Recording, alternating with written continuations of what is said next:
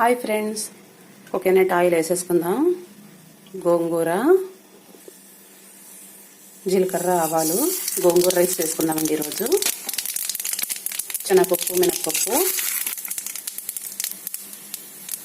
ఉల్లిగడ్డలు 2 అండి. ఉల్లిపాయలు పెద్ద ముక్కలుగా కట్ చేసుకోవాలి. పచ్చిమిర్చి 4, ఇవి కూడా కొంచెం పెద్దగా కట్ చేసుకోండి.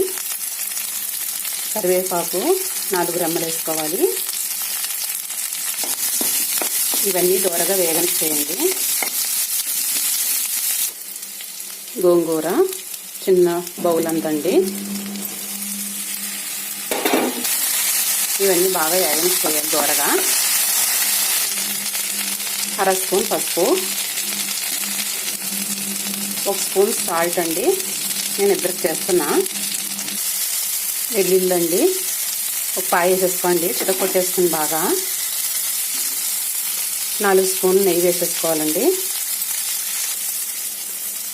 రైస్ అండి, ఇలా పొడి పొడిలాడుతూ వండుకోవాలండి. రైస్ కొద్దిగా ఆయిల్ వేసుకుని, ఉప్పు వేసుకుని వండుకోవాలి లైట్గా.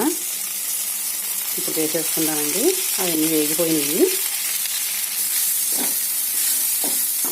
చాలా టేస్టీ అండి గోంగూర రైసు.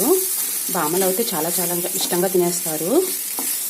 చిన్నపిల్లలకి పచ్చిమిరకాయలు ఏరేసి పెట్టండి, కొంచెం పెద్దగా కట్ చేసుకుని. గోంగూర రైస్ రెడీ అండి. చాలా చాలా టేస్టీ.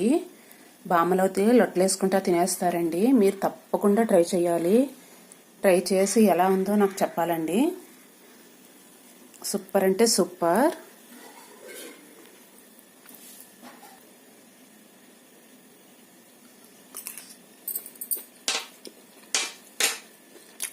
సూపర్ అండి. డ్రై ఫ్రూట్స్ ఉంటే వేసుకోవచ్చండి, జీడిపప్పు, బాదం పప్పు అన్నీని. కానీ నేను డ్రై ఫ్రూట్ జ్యూస్ చేస్తానండి, అందుకని ఏమీ వేయలేదు. చాలా టేస్టీ అండి, తప్పకుండా ట్రై చేయండి.